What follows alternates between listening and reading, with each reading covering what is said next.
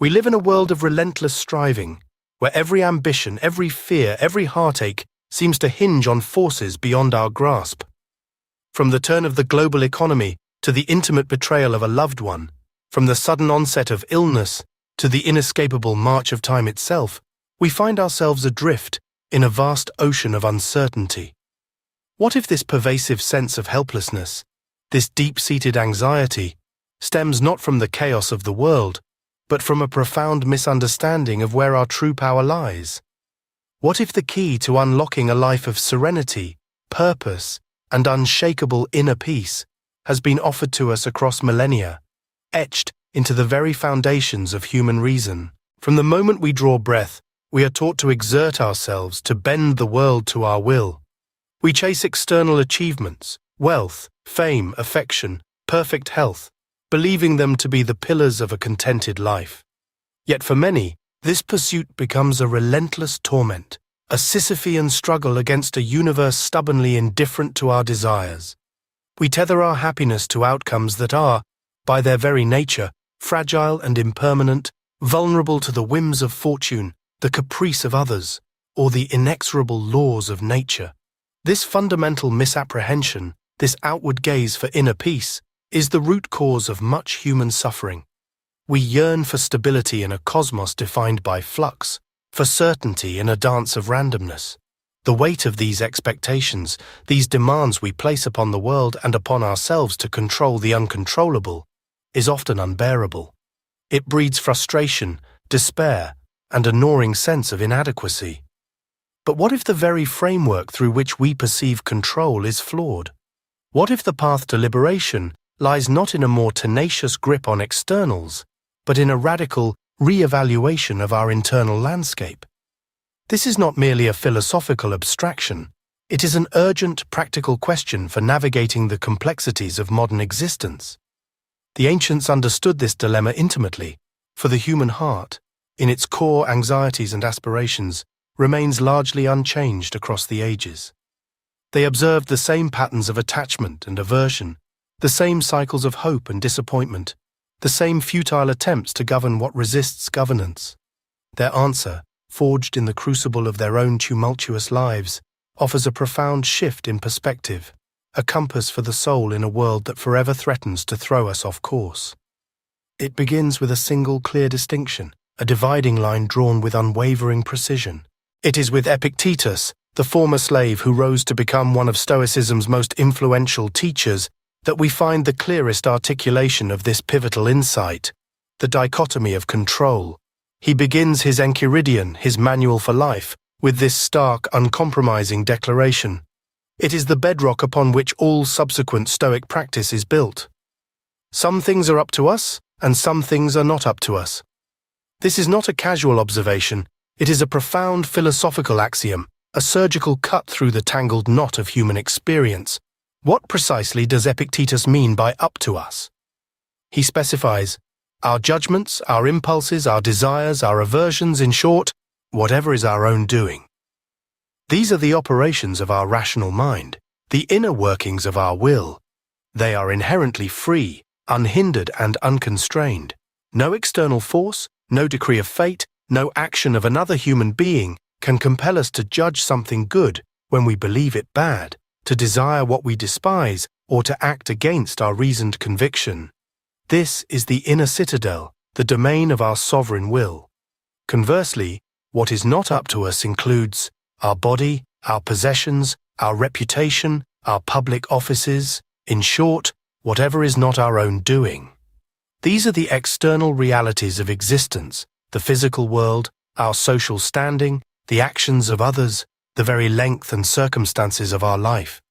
These things are weak, dependent, subject to 1,000 external forces. To confuse these two categories, to assume control where none exists, is, for Epictetus, the source of all human misery. If we believe our body is truly ours to control absolutely, we will be tormented by illness, aging, and death. If we believe our possessions are ours in perpetuity, we will suffer endlessly at their loss or damage. If we believe the opinions of others are ours to command, we will be perpetually anxious and wounded by criticism.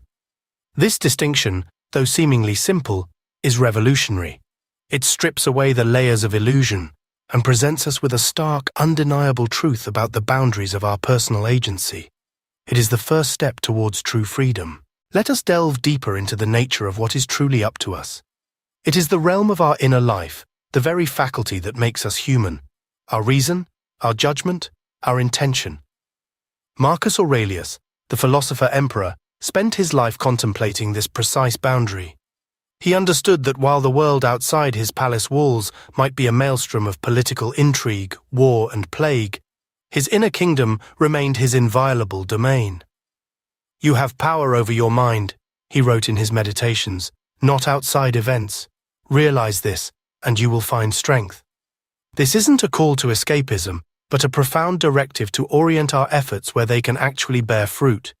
What we control are our judgments about events, not the events themselves. A storm rages. We cannot stop it. But we can choose to judge it as a catastrophe, or as an inconvenience, as a force of nature to be respected, or an opportunity to practice patience. The event is indifferent. Our interpretation renders it good or bad. We control our impulses, the initial urges to react. We can choose to pause, to reflect, to align our response with reason, rather than be swept away by raw emotion. We control our desires and aversions. We can train ourselves to desire what is truly good, virtue, wisdom, justice, and to avert only what is truly bad, moral vice. To desire wealth, power, or pleasure, all externals, is to invite inevitable disappointment. To avert pain, discomfort, or death, all things not strictly up to us, is to live in perpetual fear. The Stoics argue that the only thing truly good or bad are our moral choices, our virtuous or vicious actions. Everything else, health, sickness, poverty, riches, life, death, is indifferent, having no inherent moral value. It is our attitude towards these indifferents that determines our inner state. This, then, is the sovereign territory, the intention of our will, the quality of our character, the direction of our moral compass. No tyrant, no disease, no twist of fate can touch this inner sanctuary unless we ourselves invite them in by surrendering our judgment. Now, let us turn to the vast, turbulent sea of what is not up to us. This encompasses an overwhelming majority of our lived experience. Our physical body, its health, its lifespan, our possessions, their acquisition and loss, our reputation, the opinions others hold of us, the actions and decisions of other people, the weather, the economy, political events, natural disasters, the past, the future, and indeed most aspects of the present moment. Seneca, in his Letters from a Stoic, often reminds his friend Lucilius of the precariousness of all external things. No good thing is enjoyed in the possession of it, he warns, unless prepared for the loss of it. We cling to these things as if they were extensions of our very self, as if they were permanent fixtures in an impermanent world. We invest our emotional capital, our sense of worth, into elements that are inherently unstable, subject to decay, theft, betrayal, or simple misfortune. When the body falters, we despair. When wealth is lost, we feel ruined. When our reputation is slandered, we feel violated. When loved ones depart or act against our wishes, we feel heartbroken and resentful. But what are we truly lamenting? Is it the thing itself, or our mistaken belief that it was ours to control, ours to keep, ours to dictate? The Stoics contend that these external things are indifferents. They are neither good nor bad in themselves. Health is preferred, sickness is not. Wealth is preferred, poverty is not. But none of these are inherently virtuous or vicious. A virtuous person can be sick and poor, a vicious person healthy and rich. To seek our good in these external indifferents is to place ourselves in a prison of circumstance. It is to grant an extraordinary power to things outside our control, allowing them to dictate our inner state. The wind blows, the tides turn, empires rise and fall, and our individual lives unfold within this colossal, indifferent theatre. To rage against it, to demand it conform to our particular preferences, is not only futile but profoundly foolish. It is to surrender our internal peace to the chaos of the cosmos, to become a plaything of fortune. Freedom, therefore, must begin with a clear-eyed recognition of these boundaries, a sober acceptance of the vastness of what lies beyond our immediate grasp. Only then can we truly focus our energies where they matter most. Often we recognize intellectually that we cannot directly control certain external events, yet we subtly attempt to exert what might be called proxy control. We try to manipulate circumstances, cajole people, or obsessively plan every contingency, all with the underlying hope of indirectly influencing those things that are fundamentally not up to us.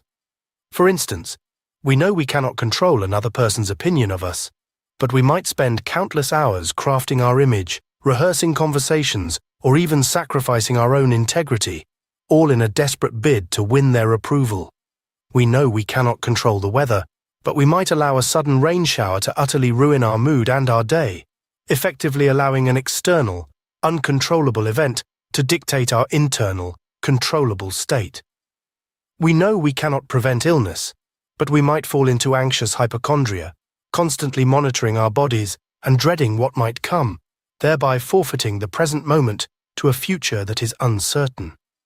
This illusion of proxy control is perhaps more insidious than outright denial, for it often masquerades as diligence or responsibility.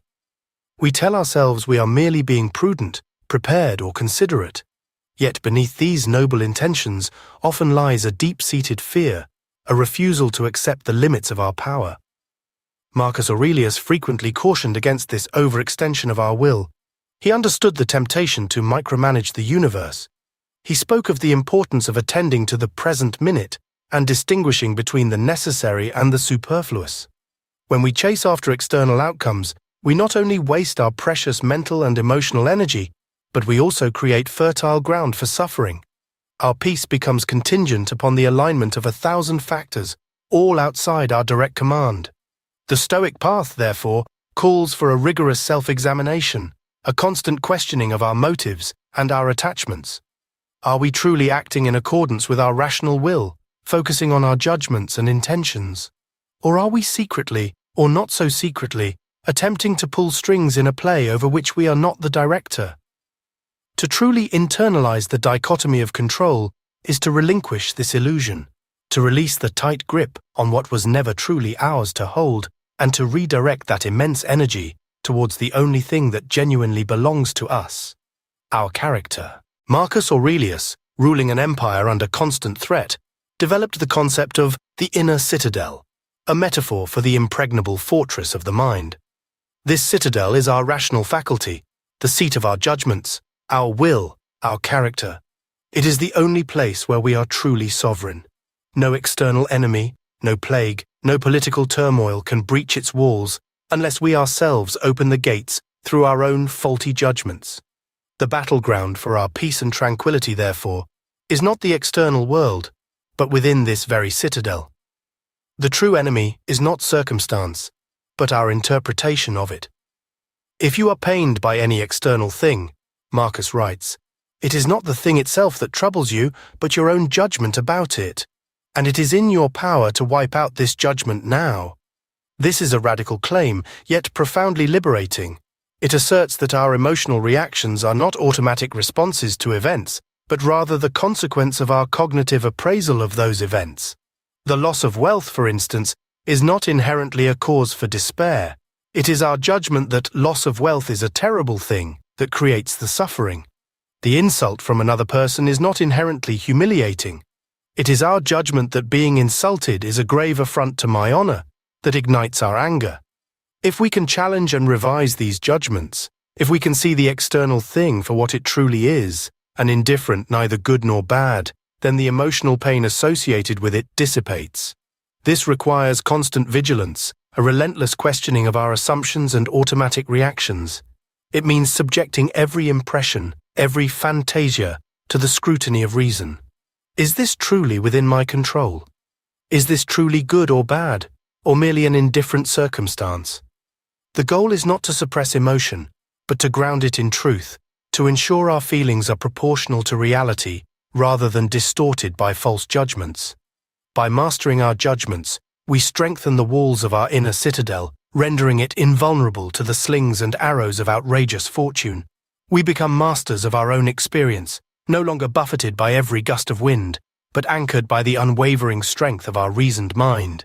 This is the ultimate freedom, the unshakable tranquility that the Stoics pursued. Beyond our judgments, the Stoics also emphasize the critical importance of training our desires and aversions. These are powerful forces, capable of driving us towards either wisdom or misery.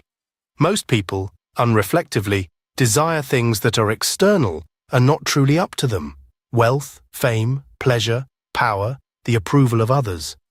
And they are averse to things that are also external and not truly up to them: poverty, obscurity, pain, suffering, death. This pattern, as Epictetus points out, is a guaranteed recipe for frustration and unhappiness. If you want to make progress, be content to seem foolish and stupid about external matters. This seemingly provocative statement cuts to the core of the issue. To desire externals is to set ourselves up for disappointment, because these things are by definition unstable and precarious. To be averse to externals is to live in constant fear, because these things are inevitable aspects of existence. The Stoic counsel is radical. We should desire only what is truly good, and that is virtue itself: wisdom, justice, courage, temperance. These are internal, always within our control, and intrinsically fulfilling. To act justly, to think wisely, to face challenges courageously, to live moderately, these are goods that no one can take from us, regardless of circumstance. And we should avert only what is truly bad, and that is moral vice. To act unjustly, to be foolish, to be cowardly, to be intemperate, these are the only things that truly harm our soul, and they are always within our control to avoid. By aligning our desires and aversions with what is truly up to us, we effectively inoculate ourselves against the slings and arrows of fortune. We become impervious to the caprice of the world, because our deepest longings and fears are rooted in the unshakable ground of our own character. This is not about suppressing desire or becoming emotionless. It is about purifying desire, directing it towards what is genuinely attainable and genuinely beneficial for our soul. It is about actively cultivating a preference for virtue over all other things, recognizing it as the sole true good. This profound reorientation of our inner compass is a lifelong practice, but one that promises an enduring peace that external possessions can never provide. Our impulses and actions represent the outward manifestation of our judgments and desires. While judgments and desires operate within the inner realm, impulses are the initial sparks that lead to action, and actions are our engagement with the external world. The Stoic ideal is to ensure that these impulses and actions are always aligned with reason and virtue, and always acknowledge the dichotomy of control. When an impulse arises, perhaps a sudden urge to criticize or to chase a fleeting pleasure, the Stoic pauses. This pause, often referred to as the ascent in Stoic philosophy, is where our control lies. We do not have control over the initial impression, fantasia, that flashes into our mind, but we do have control over whether we assent to it, whether we endorse it as true or good, and whether we act upon it. Epictetus illustrates this with a simple analogy. When an impression arises, say to it, "You are an impression and not at all what you appear to be." Then examine it and test it by the rules you have, and first and chiefly by this: is it concerned with what is up to me or with what is not up to me? This disciplined pause is crucial. It allows us to filter our impulses through the lens of the dichotomy.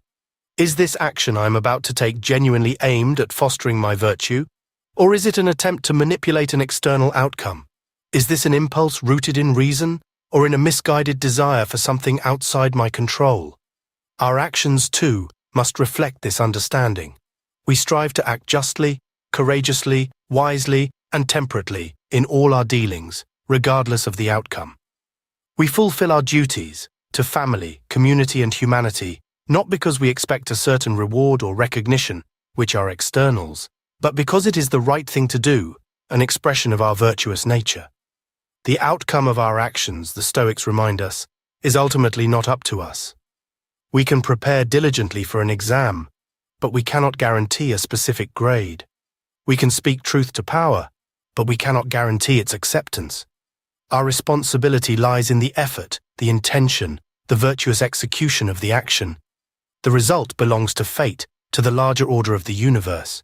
By focusing our impulses and actions solely on what is within our rational control, our choices, our efforts, our character, we ensure that our lives are lived with integrity and purpose, independent of the fickle hand of fortune.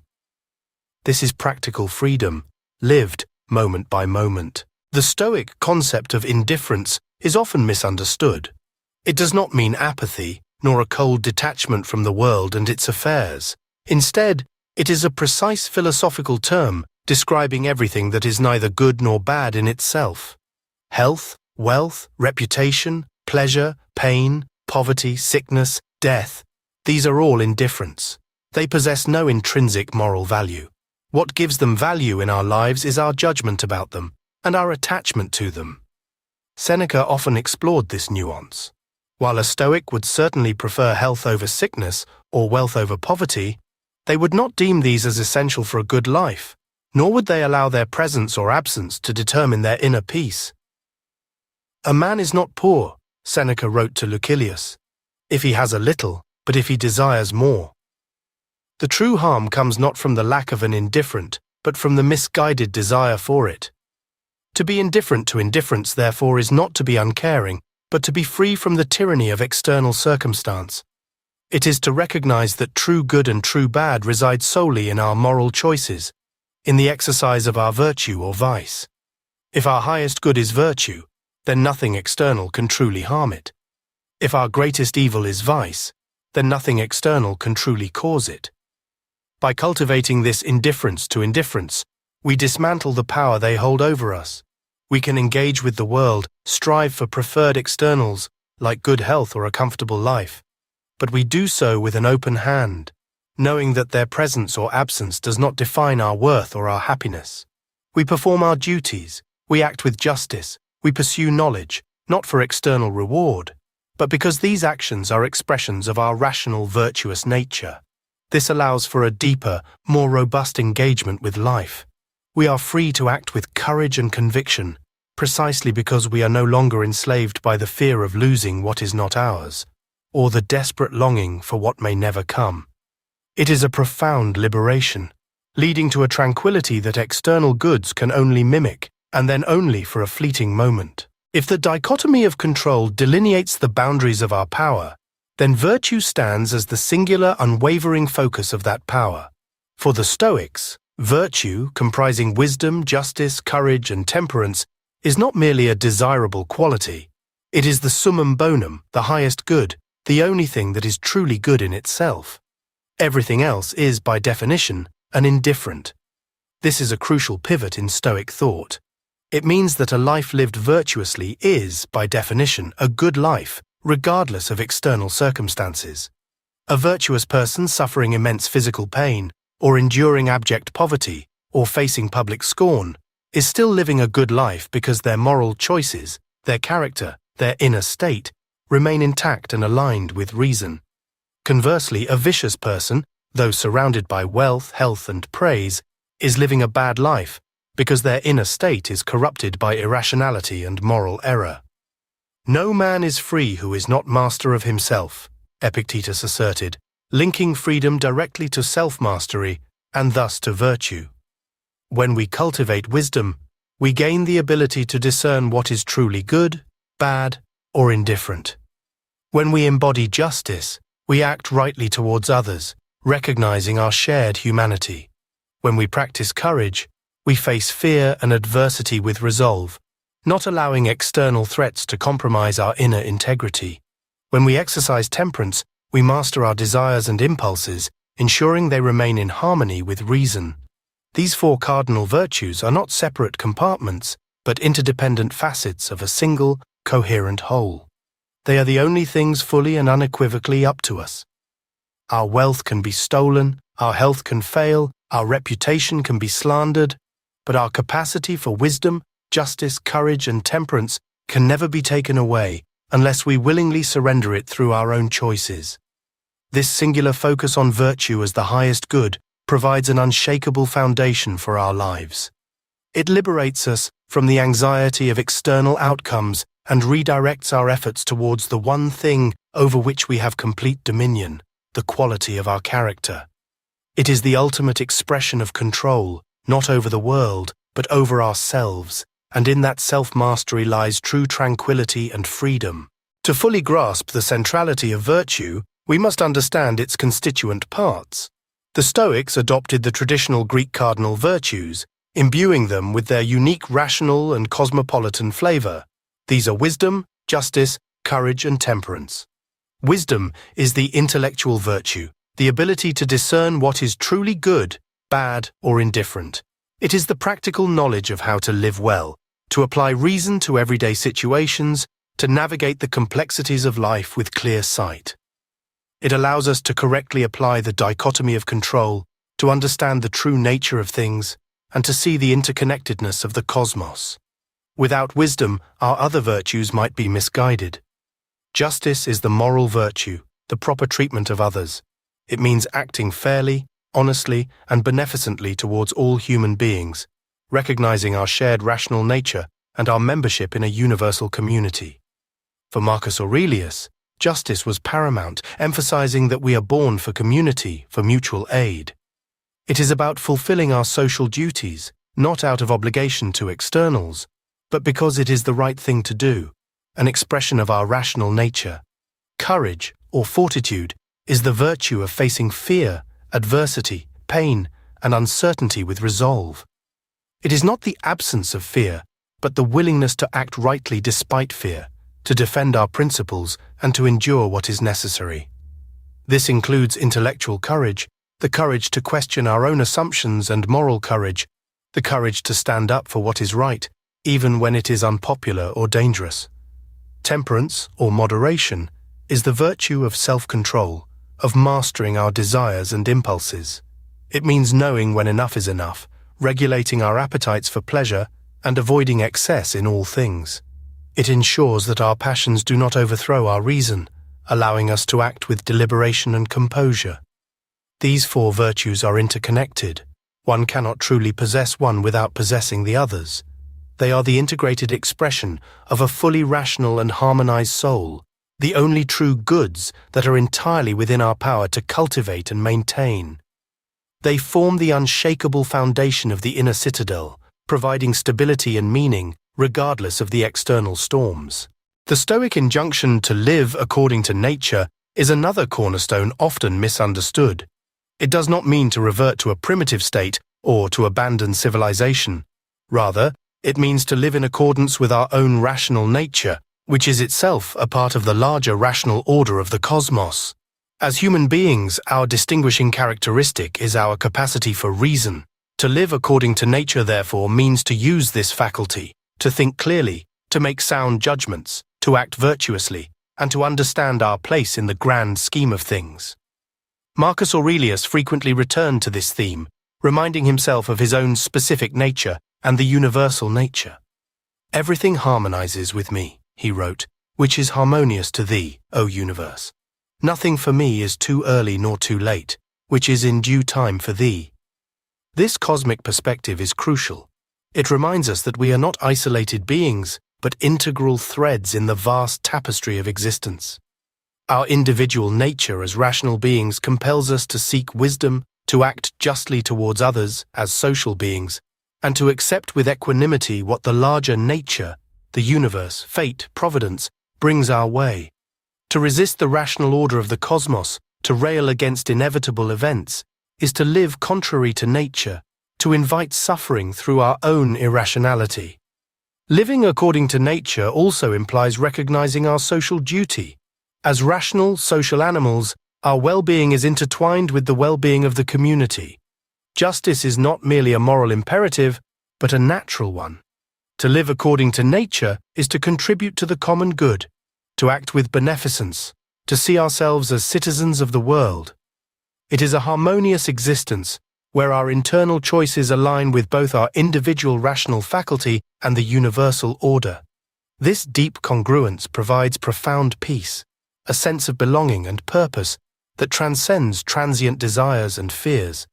It is the ultimate embodiment of the dichotomy of control, for it grounds our actions in what is truly ours, our reason and virtue, while gracefully accepting the natural unfolding of the universe. To truly live according to nature The Stoics cultivated what is known as the cosmic perspective, or the view from above. This mental exercise, particularly favored by Marcus Aurelius, involves imagining oneself soaring high above the earth, looking down upon the vastness of the world, its cities, its people, its endless activity. From this vantage point, our individual worries, our petty grievances, our transient desires, and even our most profound triumphs and tragedies appear infinitesimally small, fleeting moments in the grand sweep of time and space. Think of substance as a river, Marcus instructs himself, and the causes of things as a torrent, and of existence as a flux, and of time as a river that flows on, and of the things that are formed in it as ever-changing. This perspective serves several crucial purposes. Firstly, it helps to put our problems into proportion, detaching us from the immediate emotional intensity of our struggles. What seems like an overwhelming catastrophe from ground level often appears as a mere ripple from above. Secondly, it fosters a profound sense of interconnectedness. From this height, the artificial divisions between nations, races, and individuals dissolve. We see humanity as a single, interdependent whole, reminding us of our shared rational nature and our duty to one another. Thirdly, it reinforces the impermanence of all things external. Empires rise and fall, generations come and go, but the underlying order of the universe persists. This encourages a healthier detachment from worldly possessions and achievements, reminding us of their ephemeral nature. This practice is not meant to induce nihilism or apathy. Instead, it is a tool for cultivating tranquility, for aligning our individual will with the universal will, for accepting the flow of existence with equanimity. By regularly adopting this cosmic perspective, we are better able to practice the dichotomy of control, recognizing the vastness of what is not up to us, and sharpening our focus on the only things that truly matter: our judgments, our intentions, our character. It is a humbling and yet empowering exercise, reminding us of both our smallness and our profound capacity for inner freedom. Perhaps the most profound and challenging expression of the dichotomy of control is the concept of amor fati, the love of fate. This is not mere acceptance, not a passive resignation to whatever happens. It is an active, enthusiastic embrace of everything that occurs, seeing it not as an obstacle or a burden, but as an essential ingredient in the unfolding of the cosmic order, and thus as something good for our growth. Nietzsche later popularized the term, but its roots are deeply Stoic. Marcus Aurelius again beautifully articulates this sentiment. Do not seek for things to happen the way you want them to, rather wish that what happens happens the way it happens. Then you will be happy. This is a radical reorientation of our will. Instead of struggling against reality, we align ourselves with it. Instead of wishing for a different past or a predetermined future, we affirm the present moment in all its messy complexity. For the Stoic, everything that happens, every challenge, every setback, every loss, every perceived misfortune, is viewed as an opportunity to practice virtue. A sudden illness is not merely suffering, it is an occasion to practice courage and temperance. An insult is not merely an affront, it is an opportunity to practice justice by not retaliating, and wisdom by recognizing the indifferent nature of another's opinion. The universe, the Stoics believed, is governed by a rational providence. Therefore, whatever happens, happens for a reason within that larger, benevolent, though often inscrutable, plan. To resist it is to resist reason itself. To love it is to be in harmony with the highest good. This does not mean we do nothing. We still exert ourselves in the realm of what is up to us. We strive to act virtuously, to make wise decisions, to contribute to the common good. But when the results of our efforts, or events entirely beyond our efforts, unfold in ways contrary to our preference, we greet them not with lament, but with a robust, "This too is good," because it is in some way meant to be, and it offers us a unique chance to strengthen our character. Amor fati is the ultimate surrender of the illusion of external control, a joyful embrace of our place in the cosmic dance. It is crucial to distinguish amor fati from mere resignation or passivity. The Stoic embrace of fate is not an excuse for inaction or indifference to suffering. On the contrary, It is a deeply active and courageous stance towards life. Resignation implies a giving up, a passive surrender that often leads to apathy or despair. Amor fati, however, is a profound and active acceptance, a conscious choice to align one's will with the universe, to find the good in every event, and to use every circumstance as fuel for virtue. Seneca, in particular, emphasized this active dimension. He wrote extensively on how adversity, far from being a deterrent, can be a potent catalyst for growth. Difficulty strengthens the mind as labor does the body, he observed. A truly virtuous person does not shy away from challenges. They actively engage with them, transforming them into opportunities for personal development. When facing a setback, a person who merely resigns might simply give up. A person practicing amor fati, however, will ask, "What virtue can I practice here? How can I use this situation to become wiser, more courageous, more just, or more temperate?" They will still act decisively within their sphere of control, still strive to mitigate harm or improve their circumstances, but they do so without attachment to the specific outcome. They pour their effort into the process and the intention, knowing that the result is in the hands of fate. This active acceptance means seeing every obstacle not as a barrier, but as a test, a teacher, a necessary part of our journey towards eudaimonia, a flourishing life. It allows us to face the unpredictable nature of existence with an inner calm, knowing that whatever unfolds, it can be integrated into our virtuous path. This is a powerful form of control, not over the external world, but over our response to it, our interpretation of it, and our ability to extract meaning and growth from every single moment. It transforms the bitter taste of misfortune into the sweet nectar of wisdom, making us robust and resilient, rather than brittle and easily broken. To further fortify the mind against the onslaught of what is not up to us, the Stoics practiced premeditatio malorum, the premeditation of evils. This is a powerful mental exercise where one deliberately contemplates potential misfortunes, the loss of loved ones, the destruction of property, physical pain, public humiliation, even one's own death. This is not morbid dwelling, but a strategic preparation, a rehearsal for the inevitable blows of fortune. Seneca was a great advocate of this practice. He urged Lucilius to "Practice these things, Lucilius, and withdraw for a short time from business, so that you may bring to mind what death is, what captivity is, what pain is, and what fear is." By imagining these worst-case scenarios, we accomplish several things. Firstly, we lessen the shock when they actually occur. The mind, having already traversed this terrain in thought, is less likely to be overwhelmed by the suddenness of the event. Secondly, it helps us appreciate what we currently have. By imagining the loss of our health, our wealth, or our relationships, we are reminded of their fragile nature and can cultivate gratitude for their present existence. Thirdly, and most importantly, it reinforces the dichotomy of control. As we contemplate these potential evils, we ask ourselves, what aspect of this is truly up to me? My judgment, my character, my response? The loss itself may be unavoidable, but my reaction, whether I succumb to despair or face it with courage and reason, is always within my power. The premeditation of evils is a dark mirror held up to our desires, revealing the extent to which we have attached our peace to external, precarious things.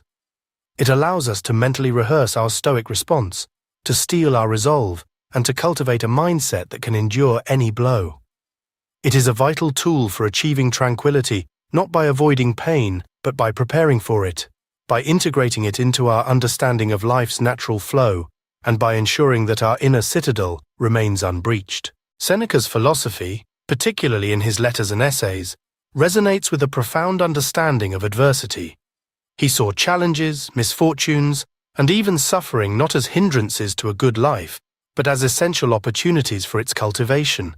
For Seneca, the trials of life are the crucible in which character is forged and virtue is proven. "I judge you unfortunate," he wrote, "because you have never been unfortunate. You have passed through life without a worthy antagonist. No one will know what you are capable of." This is a radical reinterpretation of what it means to face difficulty. Instead of lamenting misfortune, We should view it as a test, an arena in which we can exercise and strengthen our virtues. A life free from challenges might seem enviable, but Seneca argues it is a life devoid of the necessary friction that hones one's moral fiber. How can one truly know courage if never faced with fear? How can one truly know temperance if never tempted by excess? Adversity provides the raw material for growth. When external circumstances strip away our comforts, our possessions, or our health, what remains is our bare character, our capacity for reason and virtue. It is in these moments of profound difficulty that we truly discover what we are made of. This perspective is deeply intertwined with the dichotomy of control. While we cannot control the advent of adversity, we possess absolute control over our response to it. We can choose to be crushed by it, to succumb to despair, or we can choose to meet it with resilience, wisdom, and courage.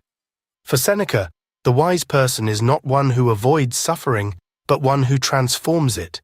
They embrace the struggle, not because they are masochistic, but because they understand that it is through overcoming that true strength, wisdom, and inner peace are attained. Thus, adversity becomes a powerful ally on the path to virtue, a gift from fate that challenges us to become the best versions of ourselves. Perhaps one of the most persistent challenges to our inner tranquility comes from our interactions with other people. Their opinions, their actions, their judgments of us. These are potent forces that often derail our peace. Yet, the dichotomy of control is absolutely clear on this. The minds and actions of others are fundamentally not up to us. We cannot control what others think, say, or do. We can influence, we can persuade, we can interact, but ultimate control rests solely with them. Marcus Aurelius, in particular, grappled with this constantly. As emperor, he faced immense pressure, criticism, and betrayal. His advice to himself was unwavering. How much more grievous are the consequences of anger than the causes of it? He understood that becoming agitated by another's folly or malice was only harming himself, surrendering his inner peace to an external, uncontrollable factor. When someone insults us, the insult itself is merely an indifferent. It is our judgment that this insult is damaging to my honor, or this person should not have spoken to me that way, that causes our distress. If we recognize that their opinion is not ours, that their words cannot harm our character unless we assent to them, then their power over us vanishes. Similarly, we cannot control the actions of others.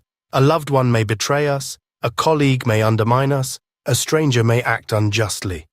While we can and should respond with appropriate action within our sphere of influence, our emotional equanimity should not be contingent upon their compliance or ideal behavior.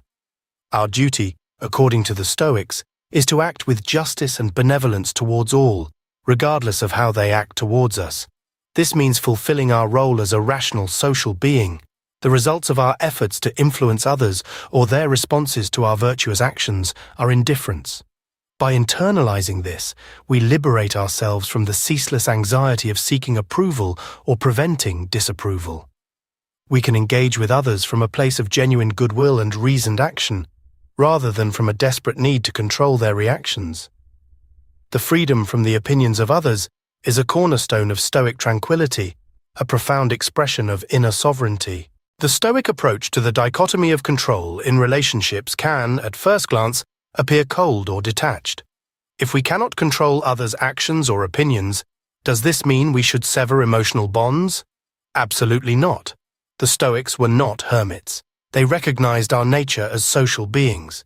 Friendship and duty were integral to their philosophy, but they approached them through the lens of what is truly up to us. Seneca, a man who cherished his friendships, understood the pain of loss and betrayal. He advised Lucilius to choose friends wisely, but also to prepare for their eventual departure, whether through distance, change, or death. Let us prepare for the loss of everything, he urged, and let us realize that the very things we hold dear are loaned to us, not given. This perspective is crucial. We can control our choice of friends, our fidelity to them, the love and support we offer, the wise counsel we provide. These are all expressions of our virtue, our own actions, and thus fully up to us. What is not up to us is how they choose to reciprocate, how long they remain in our lives, or how they eventually depart.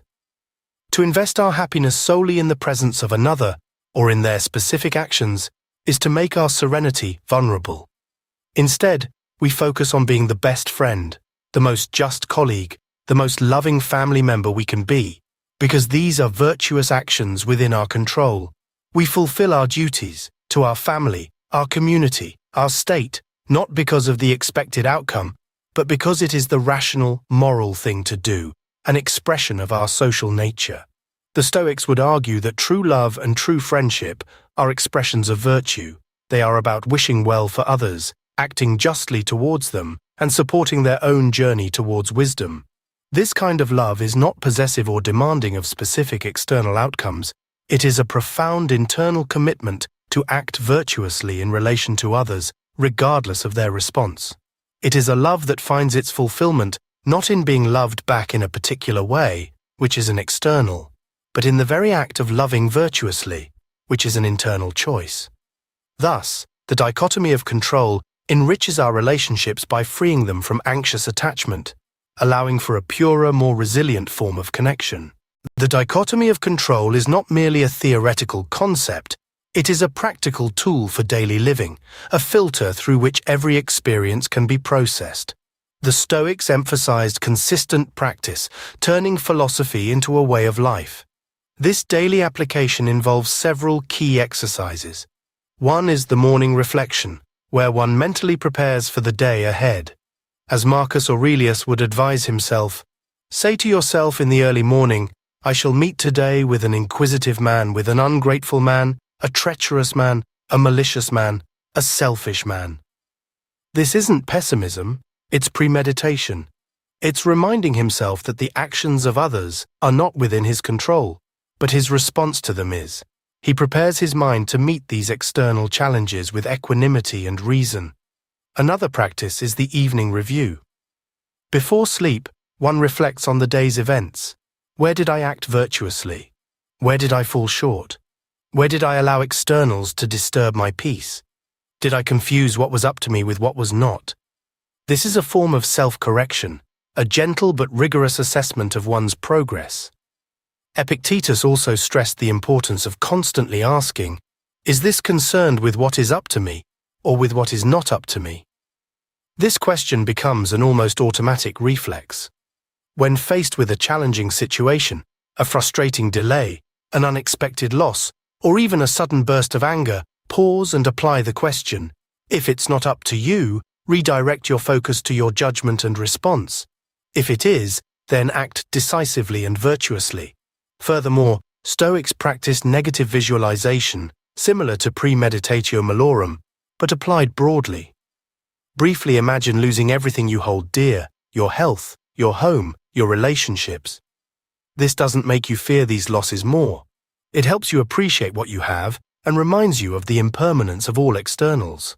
By integrating these practices into our daily routine, the dichotomy of control transforms from an abstract idea into a living, breathing framework for navigating the world. It provides a constant reminder of where our true power lies, allowing us to allocate our mental and emotional energy effectively towards the cultivation of virtue and an enduring inner peace. Central to the practical application of the dichotomy of control is the profound Stoic insight that the obstacle is the way. Marcus Aurelius captured this perfectly. Our actions may be impeded, but there can be no impeding our intentions or dispositions, because we can accommodate and adapt. The mind adapts and converts to its own purposes the obstacle to our acting. The impediment to action advances action. What stands in the way becomes the way. This is not mere resilience, it is a transformative perspective. When we encounter an external obstacle, a closed door, a difficult person, an unexpected setback, the conventional response is frustration, anger, or despair. We see the obstacle as something to be removed, something that prevents us from achieving our desired external outcome. But through the lens of the dichotomy, the obstacle itself becomes an opportunity. It is an indifferent, not inherently good or bad. What is up to us is our response to it. Can this obstacle teach me patience? Can it challenge my assumptions? Can it force me to find an alternative, more creative path? Can it strengthen my resolve or test my courage? The Stoic does not simply endure the obstacle. They embrace it as a necessary part of the training, a chance to exercise virtue. If a plan is thwarted, the virtuous response is not to lament the external failure but to ask, how can I adjust my intention? How can I apply my reason to this new situation? How can I act with wisdom and justice despite this impediment? The energy that might otherwise be spent in futile resistance or complaint is redirected towards proactive, virtuous adaptation. This perspective is incredibly empowering. It means that nothing that happens to us, no matter how challenging or undesirable, can truly stop us from living a virtuous life. Every impediment becomes a new pathway, every difficulty a new exercise for our character. The world outside may be chaotic, but our inner response remains within our control, capable of turning any evil into an opportunity for growth. This is the ultimate triumph of the dichotomy of control, converting the very sources of conventional suffering into catalysts for inner strength and tranquility. The Stoic philosophers often spoke of the sage, an idealized figure who has fully mastered themselves, who always acts virtuously, and whose inner peace is unshakable. This sage is not a realistic aspiration for most of us, but rather a guiding star, a theoretical maximum towards which we continually strive. No one is wise enough to be free from all weakness, Seneca conceded, recognizing the persistent pull of human frailty. The dichotomy of control, therefore, is not a destination to be reached, but an unending journey, a lifelong practice.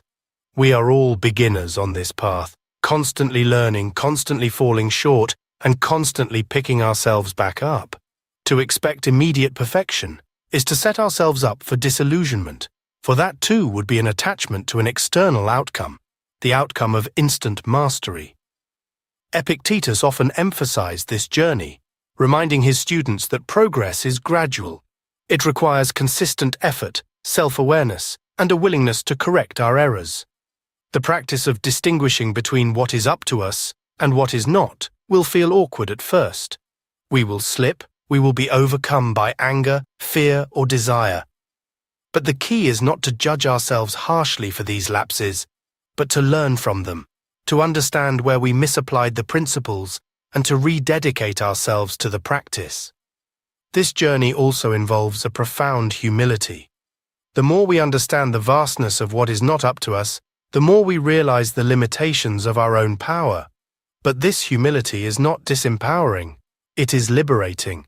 It frees us from the burden of trying to control the uncontrollable, allowing us to focus our energy on the only thing that truly matters, the cultivation of our character.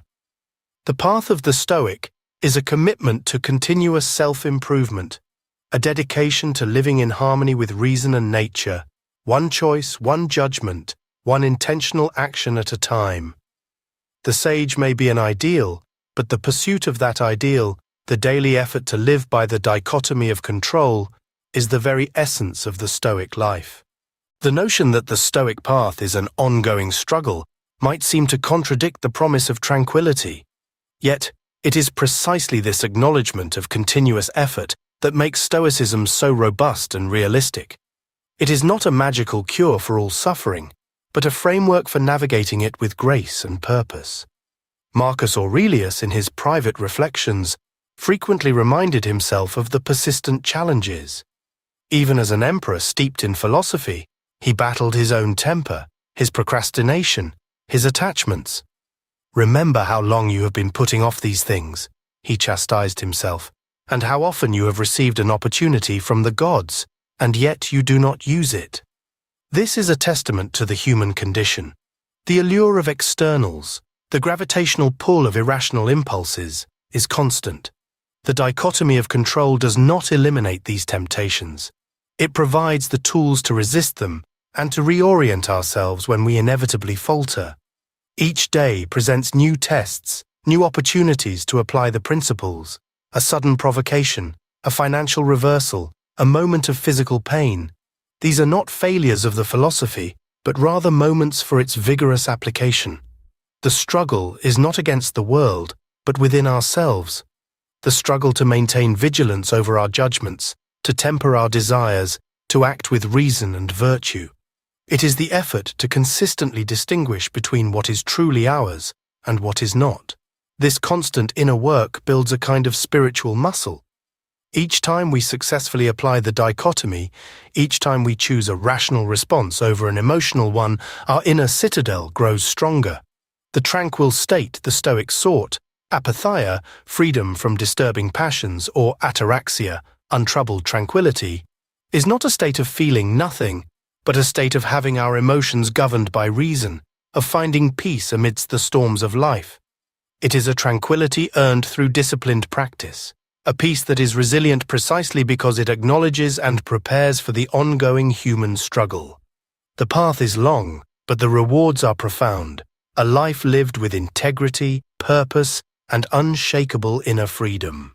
A common criticism leveled against Stoicism is that its focus on controlling one's internal state leads to a lack of empathy or a cold detachment from the suffering of others. This is a profound misreading of the philosophy. While Stoicism certainly advocates for emotional resilience and the regulation of our own passions, it simultaneously emphasizes our inherent nature as social beings and our duty to humanity. The dichotomy of control, far from fostering indifference, actually enables a more effective and compassionate response to suffering. When we encounter someone in distress, the initial impression might be an emotional reaction of pity or distress. A Stoic would acknowledge this initial impression, but then apply reason. Is the suffering of this person within my control? The raw pain itself is not, but my response to it, my judgment, my intention, my action, certainly is. This perspective frees us from being overwhelmed by the suffering of others, which can often lead to paralysis or unhelpful emotional responses. Instead, it allows us to act with clear-headed compassion. We can offer practical help, extend kindness, speak words of comfort, and advocate for justice, all while maintaining our inner tranquility. Our actions are guided by reason and virtue, justice, benevolence, not by unchecked emotional turmoil. Seneca, who served as an advisor to Nero despite his own philosophical convictions, was deeply involved in the practical affairs of state and offered much counsel on human interaction. He would emphasize the importance of aiding others, but with wisdom and without surrendering our own rational faculty to their misfortunes. We can feel sympathy without losing our equanimity. We can act with benevolence without becoming overwhelmed by the external suffering of the world. Indeed, by maintaining our inner equilibrium, we are better equipped to truly help others, offering a steady hand and a calm presence rather than adding to the chaos. The dichotomy of control, when rightly understood, cultivates an active, rational compassion that seeks to alleviate suffering where possible, while recognizing the ultimate limits of our influence and focusing our efforts where they can be most effective, on our own virtuous response. The ultimate promise of consistently applying the dichotomy of control, and indeed of the entire Stoic philosophy, is not happiness in the fleeting, pleasure-seeking sense, but eudaimonia, a flourishing life, a life well lived, characterized by enduring tranquility, inner freedom, and profound purpose. It is a state of being where our emotions are in harmony with reason, where our will is aligned with the cosmic order, and where external circumstances hold no power over our inner peace. Epictetus often articulated this promise. What is the fruit of these doctrines? Just what it should be: tranquility, fearlessness, and freedom. This tranquility, or ataraxia, is not a lack of feeling, but a state where our feelings are appropriate and controlled by our rational judgments. It means being free from disturbing passions, like excessive fear, anger, grief, or craving. The fearlessness comes from recognizing that nothing truly bad can happen to our essential self, our character, as long as we maintain our virtue. All external evils are mere indifference. The freedom is the profound liberation that comes from realizing that our inner state is entirely our own, unassailable by external forces. We are free from the tyranny of other people's opinions, free from the caprice of fortune, free from the endless cycle of desiring what we cannot possess and fearing what we cannot avoid. This eudaimonia is not a passive state. It is an active flourishing, a dynamic engagement with life, where we fulfill our duties, contribute to the common good, and continuously strive for wisdom and virtue, all from a foundation of unshakable inner peace. It is a life lived in harmony with nature, embracing everything that happens with amor fati, and using every circumstance as an opportunity for growth. The dichotomy of control is the key that unlocks this profound state. By rigorously distinguishing between what is truly up to us and what is not, we cease to waste our energy on the futile, and we invest it wisely in the only domain where we are truly sovereign: our character, our judgments, and our choices. This is the enduring legacy of Stoicism, a path to profound and lasting tranquility available to anyone willing to undertake the journey. Underpinning the Stoic worldview and providing a foundational context for the dichotomy of control is their understanding of the cosmos as a rationally ordered system, often referred to as God or Providence. This is not a transcendent, anthropomorphic deity, but an immanent, intelligent, active principle, logos, that pervades and governs the entire universe. For the Stoics, everything that happens is part of this rational, unfolding design. Nothing happens to anybody, Marcus Aurelius reflected, which nature has not fitted him to bear. This belief implies that events are not random or chaotic, but are part of a larger, coherent plan. While we may not always understand the reasons for specific occurrences, the Stoics held that everything ultimately serves the good of the whole. This concept is vital for the practice of amor fati. If the universe is rationally ordered, and if everything that happens is part of that order, then to resist what happens is to resist reason itself. To truly love one's fate is to align one's individual will with this universal will, trusting that whatever befalls us, it is precisely what is needed for our moral and spiritual development.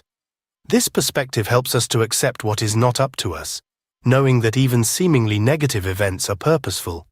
A difficult challenge, a moment of suffering, a loss, these are all opportunities to practice virtue, to strengthen our character, to prove our resilience. They are, in a sense, sent by Providence for our benefit. The Stoic God is not a being to be worshipped in a conventional sense, but a principle to be understood and harmonized with. It is the intelligence that organizes the world, making it a place where reason can flourish. By using our own faculty of reason, by cultivating virtue, and by adhering to the dichotomy of control, we are living in accordance with this universal logos, fulfilling our natural purpose.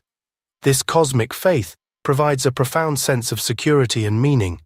It allows us to face life's uncertainties with a deep-seated confidence, knowing that we are part of something vast and purposeful, and that our true good, our virtue, can never be taken away, regardless of the external fluctuations of the world. It is the ultimate antidote to existential angst. A profound awareness of impermanence is another crucial lesson derived from the dichotomy of control. Everything that is not up to us, our bodies, possessions, relationships, achievements, and even the planet itself, is subject to change, decay, and eventual dissolution. Bear in mind, Epictetus advised, that you are an actor in a play of such a kind as the author chooses, if short, then in a short one, if long, then in a long one. We are merely temporary custodians of our physical forms, our worldly goods, and even our roles in life. To cling desperately to these ephemeral things is to invite inevitable suffering, for their loss is a certainty, not a possibility. Marcus Aurelius frequently meditated on the brevity of life and the fleeting nature of all material things. He would remind himself that all things are a-perishing, and themselves too will shortly become a memory. This recognition is not meant to be morbid, but liberating. It helps to loosen our attachment to externals, thereby reducing the anguish associated with their inevitable departure. If we understand that our wealth is loaned to us, not given, then its loss, while perhaps inconvenient, does not shatter our world. If we understand that our relationships, however cherished, are finite, then we can appreciate the present moments more deeply, without being consumed by the fear of their end. This awareness encourages us to focus our energy on what truly endures, our character, our judgments, and our virtuous actions. These are the only possessions that cannot be taken from us by time, fortune, or death. By internalizing the impermanence of all externals, we become more resilient. We learn to hold things lightly, appreciating their presence without clinging to them, and accepting their absence with equanimity. It is a profound shift from a life of anxious accumulation to a life of focused virtue, where our true wealth resides not in what we have, but in who we are. This wisdom allows us to live fully in the present, unburdened by the illusions of permanence, and prepared for whatever flow the cosmic river brings. Among the most alluring and dangerous external things is the desire for validation from others, praise, admiration, recognition, or popularity. We are social creatures, and the need to belong is deeply ingrained. However, when our sense of self-worth becomes tethered to the opinions of others, we surrender our inner freedom and become slaves to their changing moods and arbitrary judgments. Epictetus was particularly scathing about this form of enslavement. If you want to make progress, he advised, be content to seem foolish and stupid about external matters. Don't wish to be thought to know anything, and if any should think you to be somebody, distrust yourself. This is a radical call to psychological independence. The Stoics recognized that the opinions of others are entirely outside our control. We cannot compel anyone to think highly of us, nor can we prevent them from criticizing us. To stake our happiness on such unstable ground is to invite perpetual anxiety and disappointment. The antidote is to shift our focus entirely to our internal validation, the knowledge that we are acting in accordance with reason and virtue. If we know that our judgments are sound, our intentions pure, and our actions just, then the praise or scorn of the crowd becomes irrelevant. It is an indifferent. Marcus Aurelius similarly urged himself to care little for the whispers of others, reminding himself that the opinion of the world changes like the wind. The true judge of our character is not the external world, but our own conscience, guided by reason. This does not mean becoming arrogant or dismissive of feedback. We can listen to constructive criticism with an open mind, using it to refine our actions, which are up to us. But we do not allow external validation to define our worth or dictate our choices. The freedom that comes from being indifferent to external validation is immense. It allows us to pursue our virtuous path without fear of criticism, to stand by our principles even when they are unpopular, and to find our sense of worth from within. It is a profound declaration of inner sovereignty, a critical step towards true tranquility. At the heart of the dichotomy of control, and indeed at the very core of Stoic practice, lies the profound recognition that our ultimate power resides in our control over our perceptions, how we interpret and react to events. As we have explored, the world presents us with an endless stream of external phenomena, none of which are inherently good or bad. It is our mind, through its faculty of judgment, that assigns meaning and value to these phenomena, thereby determining our emotional response. Choose not to be harmed, Marcus Aurelius insisted, and you won't feel harmed. Don't feel harmed, and you haven't been. This is not an act of denial or wishful thinking, but a conscious decision to reframe our interpretation. A financial loss is not inherently bad, it is a circumstance. Our suffering comes from the judgment, this loss is terrible. If we can challenge that judgment, if we can see the loss as an indifferent, or even as an opportunity to practice resilience, then the suffering diminishes. The Stoics believed that between the event and our reaction lies a space, a brief but crucial moment, where we can interject reason. This is where our freedom resides. We can choose to assent to an irrational impression, or we can withhold assent, examine the impression, and replace it with a rational judgment. This control over perception is our ultimate power. It means that no external event, no matter how challenging, can truly disturb our inner peace unless we allow it to, unless we choose to interpret it in a way that causes distress. It empowers us to find calm amidst chaos, to see opportunities in adversity, and to maintain our equanimity regardless of circumstance. It is the practice of constantly scrutinizing our thoughts, questioning our assumptions, and aligning our interpretations with the truth of the dichotomy of control. This is the path to inner invulnerability, the ultimate mastery of the self. Many modern spiritual and self-help movements, perhaps unknowingly, echo the timeless wisdom of the dichotomy of control. One of the most famous examples is the Serenity Prayer, often attributed to Reinhold Niebuhr. God, grant me the serenity to accept the things I cannot change, the courage to change the things I can, and the wisdom to know the difference. This prayer, profoundly resonant across diverse faiths and philosophies, captures the very essence of the Stoic distinction. Accept the things I cannot change is a direct reflection of Epictetus's what is not up to us, and Marcus Aurelius's embrace of fate. It is the call to discern the vast realm of externals that lie beyond our sphere of influence, the past, the actions of others, the inevitable flow of natural events. This acceptance is not passive resignation, but a tranquil aligning of our will with the universal order, a practice of amor fati. The courage to change the things I can speaks to what is up to us, our judgments, desires, intentions, and actions. It is the Stoic call to virtue, to actively cultivate wisdom, justice, courage, and temperance. It is the internal work of mastering oneself, of shaping one's character, of making virtuous choices in every moment. This courage is not for fighting external battles, but for fighting the internal battle against irrationality and vice. And finally, the wisdom to know the difference is the very foundation of the dichotomy itself. It is the practical application of philosophical insight, the ability to clearly and consistently distinguish between the two categories. This wisdom prevents us from wasting our energy on the futile and allows us to focus our efforts where they are most effective. The enduring popularity and solace found in the Serenity Prayer stand as a testament to the universal and timeless nature of the Stoic dichotomy of control. It speaks to a fundamental human truth, that much of our suffering stems from attempting to control the uncontrollable, and that profound peace is found in recognizing and honoring the boundaries of our true power. It is a distillation of ancient wisdom, still guiding seekers of tranquility in the modern age. The Stoic concept of fate can sometimes be a point of confusion, seemingly in tension with the idea of free will and personal responsibility. If everything is fated, how can anything be up to us? The Stoics addressed this apparent paradox through a sophisticated understanding of determinism.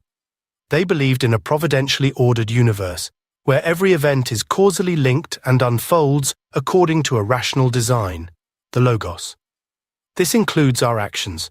However, for the Stoics, fate is not a blind, mechanistic force that removes agency. Instead, it is a soft determinism or compatibilism. Our judgments, desires, and impulses, the very things up to us, are themselves part of the causal chain. We are like dogs tied to a moving cart. We can choose to follow willingly or be dragged unwillingly. The cart, fate, will move regardless, but our internal experience, our ascent, is our own choice. As Epictetus might have said, the ball rolls downhill by necessity, but whether we choose to kick it or let it roll is our choice, and that choice is part of the fated event. Marcus Aurelius expressed it thus: "Whatever happens to you has been ready for you since all time. The weaving of events has been spinning from eternity, the thread of your being." This does not mean we are puppets. Our rational faculty, our ability to choose our response to impressions, is the very mechanism through which fate operates through us. Our choices are determined by our character and our reason, but they are still our choices, and we are accountable for them. The true freedom, then, is not the ability to do anything we want, which is often constrained by externals, but the freedom to align our will with the rational order of the universe, to assent to what happens, and to choose virtue in every circumstance. This harmony of individual will with universal will is where genuine autonomy and tranquility are found. It means recognizing that the plot of our life has been written, but we, as conscious and rational actors, determine the quality of our performance. We are free to play our part with excellence and virtue, regardless of the script's contents. This profound understanding of fate and free will allows us to embrace the dichotomy of control not as a limitation, but as the very framework for living a truly free and flourishing life. The crucial mechanism through which we apply the dichotomy of control in real time is what Epictetus called the discipline of assent. This is the practice of withholding our immediate judgment and emotional reaction to external impressions, fantasiae, and subjecting them to the scrutiny of reason. An impression flashes into the mind, a sudden noise, an unexpected insult, a tempting pleasure, a fearful thought.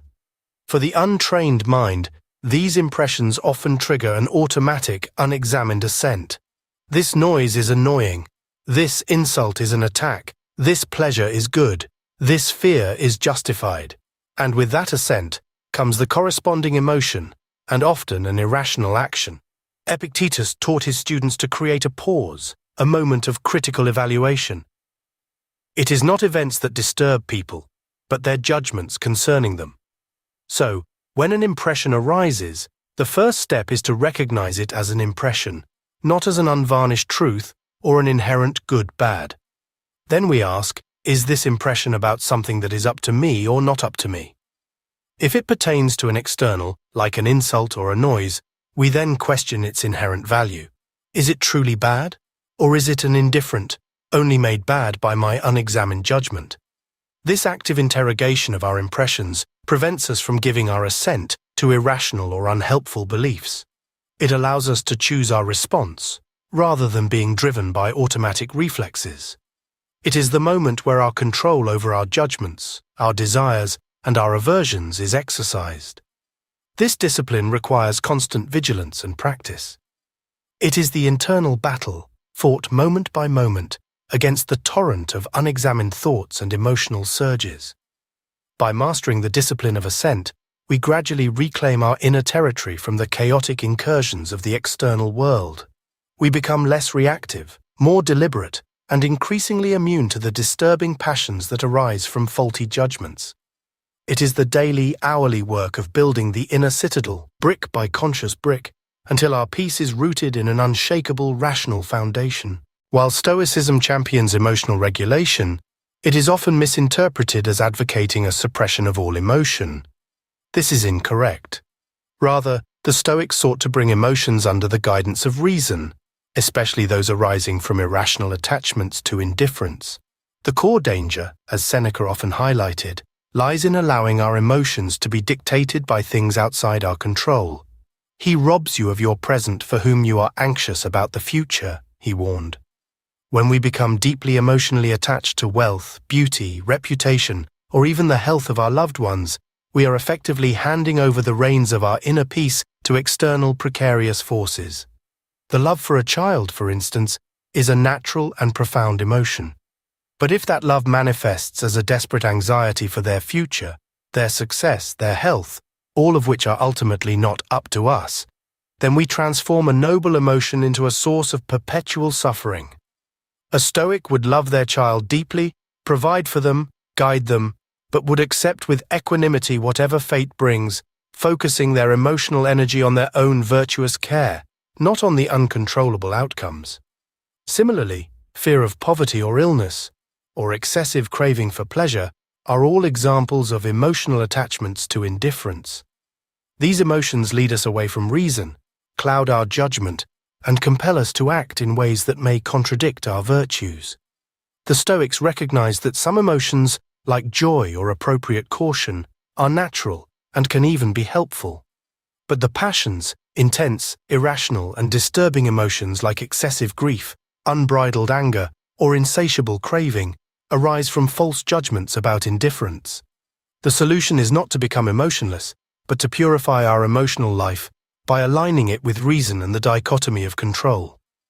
By detaching our happiness from external outcomes and anchoring it in virtue, we free our emotions from the tyranny of circumstance. We learn to feel deeply without being overwhelmed, to care intensely without being consumed by anxiety.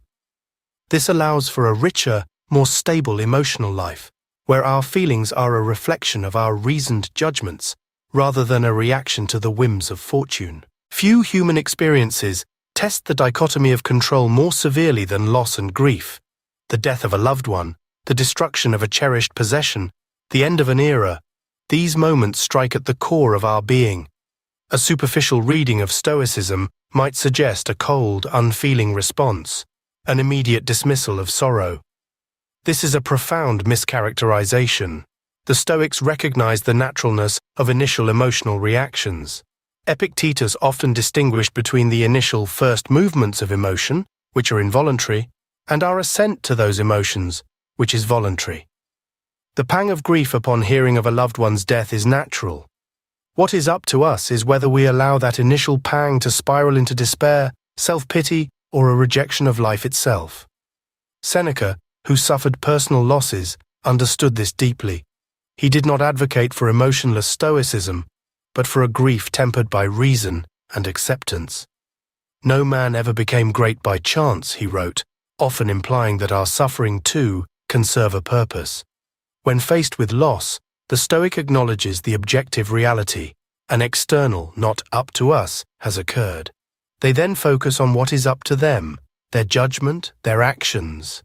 They might grieve, but they will not lament what cannot be changed. They will remember the person with gratitude for the time shared, not with bitterness for the time lost. They will ask, how can I live virtuously in the face of this loss? How can I honor their memory through my actions? How can I use this experience to strengthen my character and empathy? The dichotomy of control provides a framework for processing grief in a healthy, constructive way. It allows for the natural expression of sorrow while preventing it from becoming a destructive force that undermines our character and purpose. It reminds us that while the external person or thing is gone, our love, our memories, and our capacity for virtuous living remain within our control, ready to be channeled into a meaningful response. This is not the absence of emotion, but the reasoned management of it, preserving our inner citadel even amidst the deepest human sorrow. One of the most insidious ways we lose control over our inner peace is through anxiety about the future. The human mind is remarkably adept at conjuring endless what-if scenarios, spinning elaborate narratives of potential misfortunes, all of which are, by definition, external and not yet real. This preoccupation with the future drains our present energy, robs us of tranquility, and ultimately achieves nothing, as the future itself remains stubbornly outside our immediate grasp. Seneca addressed this form of suffering extensively. It is not the man who has too little, he declared, but the man who craves more, that is poor. This isn't just about material wealth, but about the insatiable craving for a specific preferred future, a future free from pain, full of success, guaranteed happiness. This craving inevitably leads to anxiety, because the future is the ultimate indifferent, entirely beyond our direct control. Marcus Aurelius similarly warned against this mental habit. Do not disturb yourself by thinking of the whole of your life. Let not your mind embrace at once all the various troubles which you may expect to encounter. He advocated for focusing on the present minute, the only time that is truly real and truly up to us. The Stoic antidote to future anxiety is twofold.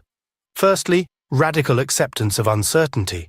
The future is inherently uncertain, and to demand certainty from it is irrational. We prepare prudently for contingencies, we act wisely in the present, but we release our anxious attachment to specific outcomes. Secondly, a rigorous application of the dichotomy of control. When a what-if thought arises, we immediately ask, is this future event within my control? Almost invariably, the answer is no. What is within my control is my present judgment about this potential future and my present actions. By anchoring ourselves firmly in the present moment and focusing our efforts solely on what is up to us right now, our virtuous choices, our rational judgments, we effectively disarm the tyranny of what if. The future will unfold as it will, and when it arrives, we will meet it with the same tools of reason and virtue that we cultivate today. This frees up immense mental and emotional bandwidth, allowing us to live more fully, more peacefully, and more effectively in the only time that truly exists, the eternal present. A cornerstone of Stoic living, deeply intertwined with the dichotomy of control, is the concept of autokaya, or self-sufficiency. This does not imply an ascetic, hermit-like existence devoid of community, but rather an inner reliance, a psychological independence from external conditions for one's happiness and virtue. The truly self-sufficient person derives their worth and their peace from within, from the consistent exercise of their reason and virtue, rather than from external possessions, relationships, or achievements. Epictetus often stressed this inner fortress. Do not seek to have things happen as you want them to, he urged, but rather want them to happen as they happen. Then you will be peaceful. This self-sufficiency means that one's well-being is not vulnerable to the whims of fortune. If wealth is lost, the self-sufficient person recognizes that wealth was an indifferent, and their true good, virtue, remains intact. If friends abandon them, their capacity for justice and benevolence, which are up to them, is not diminished.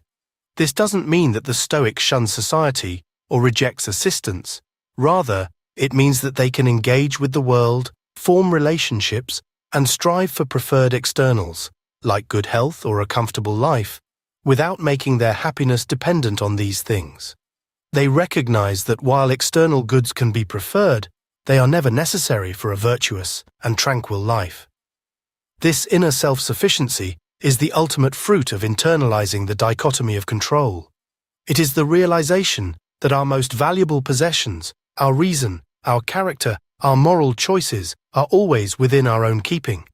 This profound inner wealth makes us truly free, resilient in the face of adversity, and unshakable in our tranquility. It is the ultimate antidote to the anxious pursuit of external validation and the fear of external loss. The self-sufficient Stoic stands tall, not because they control the world, but because they control themselves, and in that self-mastery, they find enduring peace. In a world saturated with information, constant distractions, and relentless pressures to perform and acquire, the ancient wisdom of the dichotomy of control offers profound and enduring relevance. Modern life often amplifies the illusion of control, offering us endless tools to optimize every aspect of our existence, from our bodies to our finances, our careers to our social media presence. Yet, paradoxically, this striving often leaves us feeling more anxious, more overwhelmed, and less in control than ever before. The Stoic distinction cuts through this contemporary noise, providing a timeless compass. It reminds us that true freedom and tranquility are not found in mastering the external world, but in mastering ourselves. In an age of unprecedented global connectivity, we are bombarded by news of events far beyond our individual influence: climate change, political instability, economic crises. The dichotomy of control doesn't tell us to ignore these issues, but to orient our engagement wisely. We can advocate, we can act locally, we can contribute to solutions. These are all up to us. But our inner peace should not be held hostage to the ultimate outcome of these vast, complex challenges, which are largely not up to us. In our personal lives, the constant comparison culture of social media, the pressure to maintain a perfect image, the relentless pursuit of material success, all these external markers of worth can be profoundly destabilizing. Stoicism provides the antidote: cultivate inner worth, focus on virtue, and be indifferent to external validation. The principles articulated by Epictetus, Seneca, and Marcus Aurelius are not relics of a bygone era. They are universal truths about the human condition. They speak to our fundamental anxieties, our desires for meaning, and our quest for a flourishing life. By actively applying the dichotomy of control, we can navigate the complexities of the modern world with greater resilience, clarity, and an unshakable sense of inner peace, transforming external chaos into internal order. Ultimately, the dichotomy of control is the path to true freedom, not political freedom, nor economic freedom, but the profound inner freedom of an unshackled mind. To be truly free, for the Stoics, is to be immune to the whims of fortune, to be untroubled by external events, and to be entirely master of one's own internal landscape. Man is not worried by real problems, Epictetus asserted, but by his imagined anxieties about real problems. This means that the chains that bind us are often forged in our own minds, through our mistaken judgments and attachments to what is not up to us. When we consciously choose to only attach our sense of good and bad to our internal choices, our judgments, desires, and actions, we become invincible. We can be imprisoned, impoverished, slandered, even tortured, but our inner capacity for virtue and reason remains untouched unless we ourselves surrender it. This is the ultimate declaration of sovereignty over our own experience. It means that no external force can compel us to be unhappy, fearful, or angry unless we grant it that power through our assent. This freedom is not license, it is self-mastery. It is the freedom to respond to every circumstance with reason, virtue, and equanimity. It is the freedom to love our fate, to embrace every challenge as an opportunity for growth, and to live a life of profound purpose, independent of external rewards or recognition. The journey of applying the dichotomy of control is arduous and lifelong. It requires constant self-awareness, rigorous practice, and an unwavering commitment to reason. But the prize is immeasurable. A life lived in harmony with the cosmos, a mind untroubled by chaos, and a soul radiating with unshakable peace. It is the ancient promise of a flourishing human existence, available to all who dare to look inward and reclaim their true power. One of the clearest dangers of confusing the two categories of control lies in the temptation to compromise our moral integrity for the sake of external gain. When we prioritize wealth, status, or reputation, all not up to us, above virtue, which is up to us, we inevitably make choices that diminish our character. Seneca, ever the moral guide, frequently cautioned against this. He wrote, "It is not because things are difficult that we do not dare. It is because we do not dare that they are difficult." This suggests that our moral courage often falters when we become too attached to the consequences of virtuous action. For instance, a person who values their job security, an external, above their honesty, a virtue, might compromise their principles to avoid displeasing a superior. A person who values public approval, an external, above justice, a virtue, might remain silent in the face of wrongdoing.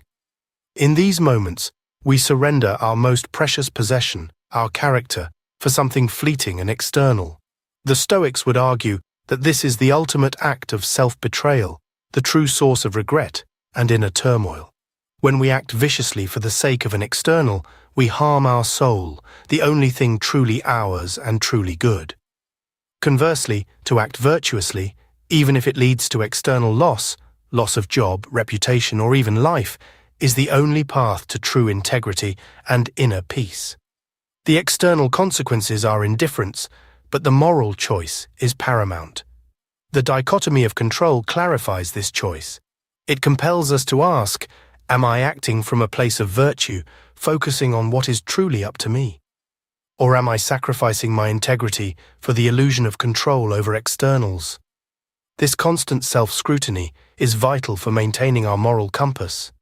By prioritizing virtue as the sole good and recognizing all other things as indifference, we fortify ourselves against the subtle and overt temptations to compromise our essential self. It is a powerful reminder that our true worth lies not in what we possess or what others think of us, but in the unwavering quality of our moral choices. A natural byproduct of internalizing the dichotomy of control is the profound cultivation of gratitude, particularly for the present moment. When we release our anxious grip on what is not up to us, the past, the future, the actions of others, the myriad of external circumstances, we become free to appreciate the abundance of what is within our immediate experience. Marcus Aurelius, burdened by empire, still found solace in this practice. Do not act as if you were going to live 10,000 years. Death hangs over you. While you live, while it is in your power, be good now. This isn't a call to carpe diem in a hedonistic sense, but to seize the opportunity for virtue in the present. Gratitude, for the Stoic, isn't about feeling thankful for external gifts, which are ephemeral, but for the constant opportunity to exercise our reason and virtue, and for the simple fact of existence itself. By understanding that our health, our relationships, our possessions are all on loan from the universe, we learn to cherish them more deeply in their present manifestation, without clinging to them with desperate anxiety. The awareness of impermanence, far from making us sad, can make us more appreciative of the now. Every breath, every moment of consciousness, every interaction is an opportunity to practice wisdom, justice, courage, and temperance. When we stop obsessing over what we lack or what might go wrong, we begin to see the richness of what we have right now, our capacity to think, to choose, to love, to act with purpose. This shift in focus from external cravings to internal appreciation fundamentally transforms our experience of life. It imbues ordinary moments with extraordinary meaning. It anchors our happiness not in the fickle tide of fortune, but in the stable ground of our own character and the ever-present opportunity for virtuous action. This gratitude for the present, cultivated through the lens of the dichotomy of control, is a wellspring of deep and abiding tranquility, making every moment an opportunity for profound contentment. Even in the darkest depths of suffering, when all externals seem to conspire against us, the dichotomy of control reminds us of an irreducible, inviolable power, the power of our choice. We may not choose our circumstances, but we always retain the freedom to choose our attitude towards them, our interpretation of them, and our response. This is the ultimate and most profound freedom. Viktor Frankl, a Holocaust survivor and psychiatrist, famously articulated this truth. Everything can be taken from a man but one thing, the last of the human freedoms, to choose one's attitude in any given set of circumstances, to choose one's own way. While Frankl's insights emerged from a later context, his words resonate deeply with the core Stoic message. Epictetus, himself a former slave who endured great hardship, built his philosophy around this very premise. He taught that even in chains, one's inner freedom, the freedom of judgment and will, remains. No tyrant can force you to think ill of yourself, to envy, to hate, to despair, unless you choose to give him that power. When facing pain, we cannot control the sensation itself, which is an external. But we can control our judgment of that pain. Is it bad? Or is it merely a sensation to be endured with courage and temperance? We can choose to focus on enduring it virtuously, rather than lamenting it. When facing injustice, we cannot always control the actions of the oppressor, but we can control our response, to stand firm in our principles, to speak truth, to act with integrity, to choose not to be corrupted by bitterness or a desire for revenge. This is not an easy choice, but it is always available to us. This ultimate power of choice is what defines our humanity and provides an unshakable foundation for our dignity. It means that no external force can truly enslave us, no circumstance can truly defeat us, as long as we maintain our grip on the one thing that is always and entirely up to us, the quality of our character and the freedom of our rational will. In this power lies true resilience and unyielding hope. A persistent misunderstanding of Stoicism is that it advocates for passive acceptance, leading to inaction or complacency in the face of injustice or suffering. This could not be further from the truth. The dichotomy of control, when correctly understood, is a powerful impetus for virtuous action. The Stoics were deeply engaged with the world. Marcus Aurelius ruled an empire. Seneca advised Nero and was a prominent statesman. Epictetus taught countless students how to live a good life in a turbulent society. They did not retreat from the world. They actively sought to improve it through their actions, all while adhering to their principles. The key is that Stoic action is always directed by virtue and reason, and its effectiveness is measured by the quality of the effort and intention, not by the external outcome. When faced with injustice, a Stoic does not passively accept it. They will, as an expression of the virtue of justice, act to remedy it where possible. They will speak out, they will advocate, they will work for change. These actions are fully up to them. What is not up to them is whether their efforts succeed in changing the external situation or the minds of others. The Stoic engages in the struggle, pours their full effort into it, but does so with an inner peace, knowing that their true good is in the virtuous effort itself, not in the guaranteed outcome. This frees them from the despair that often paralyzes those who tie their happiness to specific external results. If their efforts fail to achieve the desired external change, they do not give up or become embittered. Instead, they examine their intentions, refine their methods, and continue to act virtuously. They remember that the impediment to action advances action. What stands in the way becomes the way. The dichotomy of control, therefore, is not a license for apathy, but a directive for powerful, effective, and resilient action. It allows us to engage fully with the world's challenges, to strive for a better society, and to fulfill our duties as rational social beings, all while maintaining an unshakable inner peace. It is a philosophy for engagement, for contribution, and for living a life of profound ethical commitment, independent of the fickle hand of fortune. The enduring legacy of the dichotomy of control lies in its universal applicability. This is not a philosophy reserved for emperors or philosophers, but a profound truth accessible to every human being, regardless of their station in life. Whether one is a CEO or a laborer, a student or a parent, a scholar or an artist, the fundamental challenge remains the same: to distinguish between what is truly within our power and what is not. Its power lies in its simplicity, yet its depth provides a lifetime of practice and insight.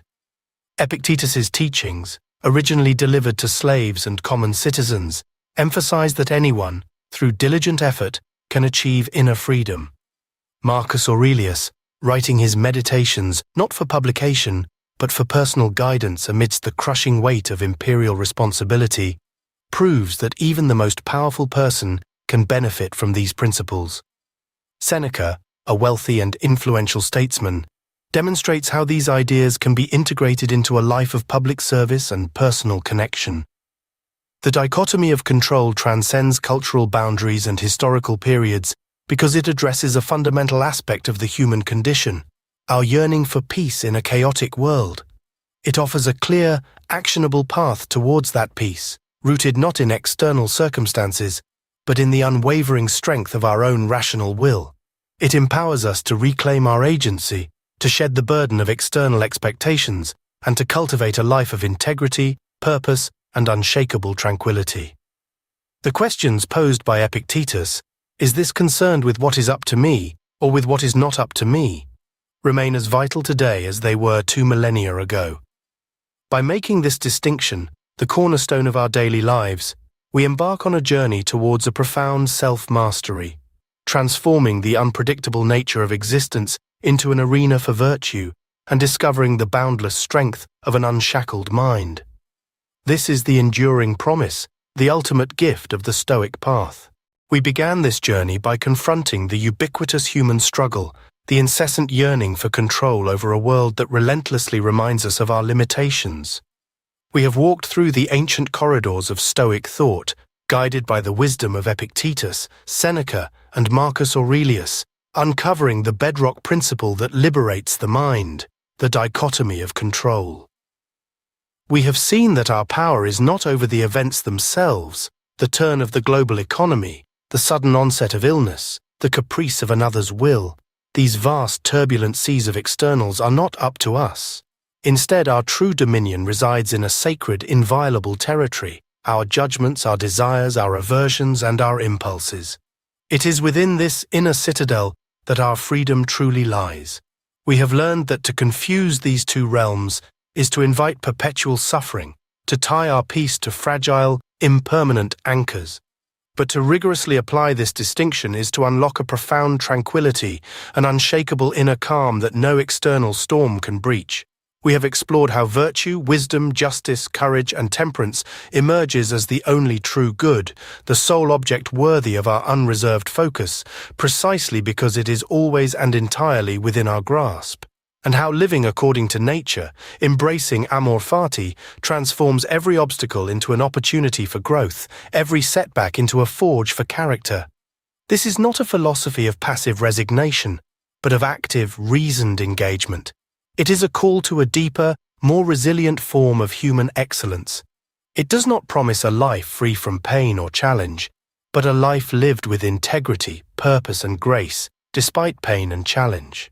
It offers the profound freedom of an unshackled mind, a mind that understands its own boundaries and, in doing so, finds boundless strength. The task before us, then, is not to conquer the world, but to conquer ourselves. It is a daily practice, a lifelong commitment to vigilance over our impressions, to the deliberate cultivation of virtue, and to the courageous acceptance of what simply is. In this discerning act, in this alignment of our will with the rational order of the universe, we discover that the question, "What is really in your power?" contains its own answer. Our power is not in the outward reach of our hands, but in the inward sovereignty of our soul. And in that sovereignty lies the most enduring and profound liberation a human being can achieve. This ancient wisdom, forged in the crucible of human experience, remains our most potent guide through the complexities of existence, a timeless beacon for all who seek true tranquility.